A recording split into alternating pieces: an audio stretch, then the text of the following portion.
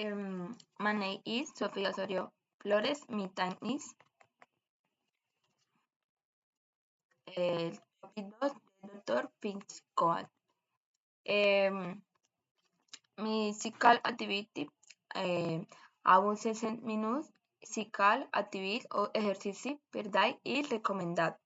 For this prevention and improving quality of life, this activity can be done continuously on interval, walking, dancing, cycling, swimming, playing sport, walking the dog, and climbing stairs are some options to avoid sedentary lifestyle. Help for the immune system to function properly.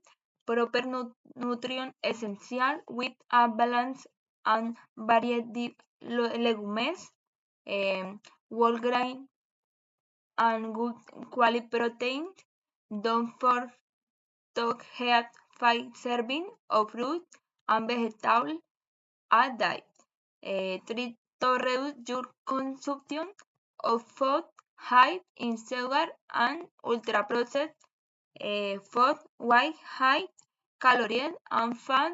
It is also advisable to reduce the use and consumption of salt in your diet. It is recommended to drink water at least every 15 to 20 minutes and not one until your thirst will occur when your body is already dehydrated, terere, and which don't replace the body water requirement that is depleted containing water. They don't provide necessary mineral vital liquids. This warning: smoking damages nearly every organ and organ system in the body and diminishes a person's overall health.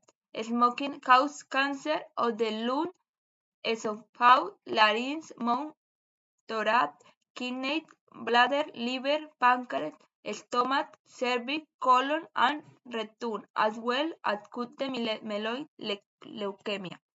Thank you very much for your attention.